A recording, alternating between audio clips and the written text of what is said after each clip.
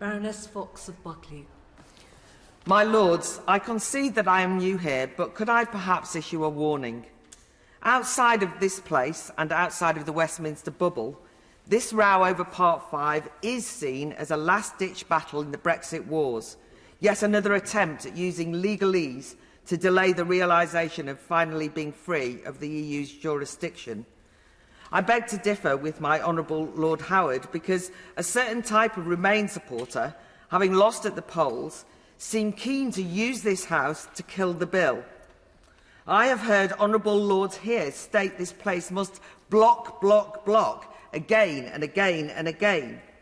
But whether Brexit is the reason or not, perhaps more humility is required in this House. Its job is not to act as a block to democratic decisions, and it does so at its peril.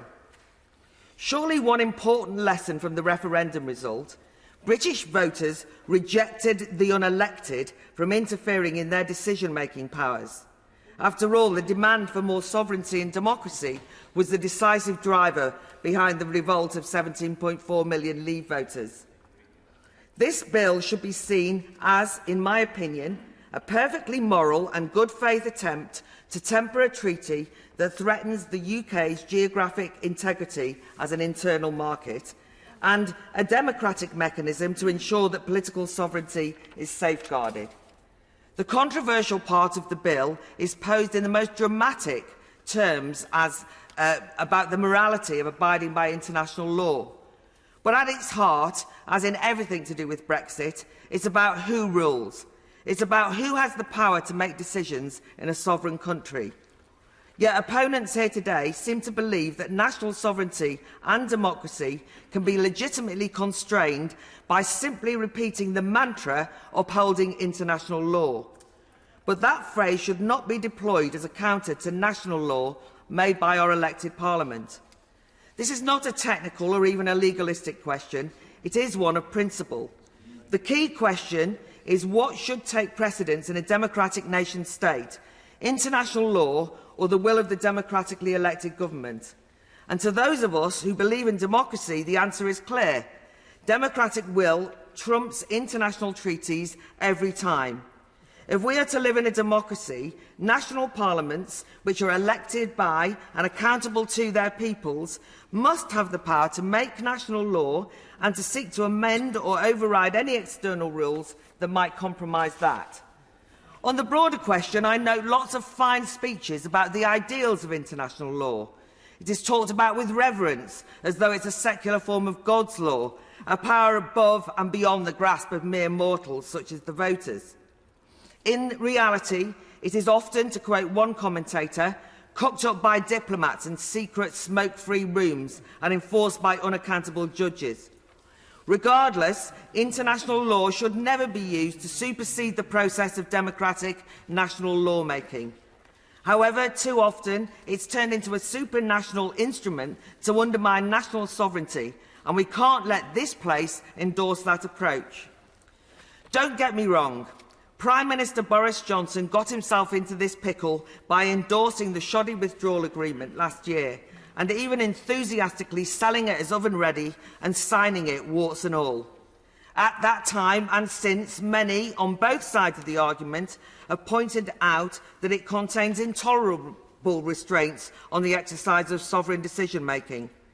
I myself favour repudiation, but the government has opted for a legislative approach to the conundrum.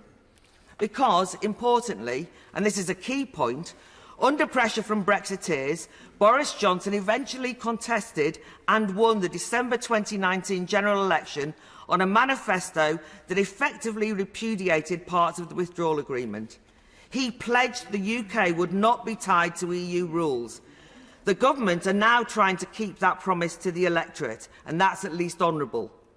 Today, great play has been made of a binding promise made to the EU. But the main binding promise that should concern us is the binding promise made to the electorate. Hence, the aim of this part of the Internal Market Bill is to give the UK government the power to override those aspects of an international treaty that could, for example, bind Northern Ireland to a range of EU rules, that could, if not tempered, hand arbitration of disputes to the Court of Justice of the European Union. And it is essential that the government has the power to counter such egregious limits to UK sovereignty. In this, the government is not breaking the law, it is making the law by proposing a bill that would allow it to change some of its commitments to an international treaty by getting it voted through the democratic chamber, the other place. That is what governments are elected to do in a democracy, and it's their right as a sovereign elected body to do so. Of course, I understand concerns about Henry VIII powers and worries about a power grab by the executive. However, this place also has to avoid its own power grab against the principle of parliamentary sovereignty. After all, I remember only too well the cry from here and from the other place that Parliament is sovereign, repeated ad nauseum only last year. Was that just rhetoric, because then Parliament was dominated by the Remain alliance, who seemed to assert the principle as a weapon against popular sovereignty and the will of the people? I also remember only too well when the Gina Miller Supreme Court case established that international treaties only become binding when they are passed into UK law by a Parliament and Parliament alone. Now those who cheered on that decision seem to have had a memory lapse, questioning the idea that Parliament is sovereign and preferring to give preference to the binding sovereignty of an international treaty, even one that will compel the UK to accept certain EU rules after the end of the transition period. This memory loss all smacks, to say the least, of double standards. And for all the tut-tutting at the government for breaking the good faith sections of the withdrawal agreement, this feels like a breach of good faith closer to home. There is a whiff of bad faith double standards when so many of the same people expressing fury and righteous hyperbole at the government over Part 5's assault on international law are the same people often who applauded illegal wars such as Iraq, with hundreds of thousands killed as a consequence, who turned a blind eye on the numerous occasions when EU member states breached the EU treaties. Please don't mention the illicit Airbus subsidies, and as noted by my Honourable Lord Lilly. Or I think of those MEPs that I met at the European Parliament who kept strangely quiet when the EU flaunted its own rules with illegal Eurozone bailouts.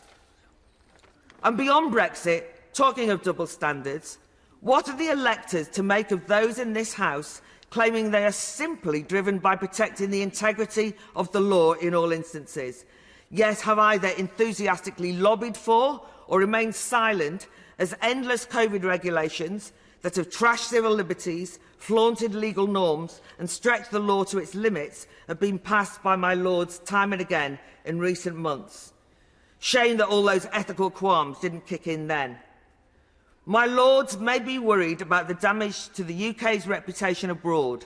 I worry about the damage this House might inflict on the UK's democratic reputation here at home if it insists on emasculating this bill by amendments.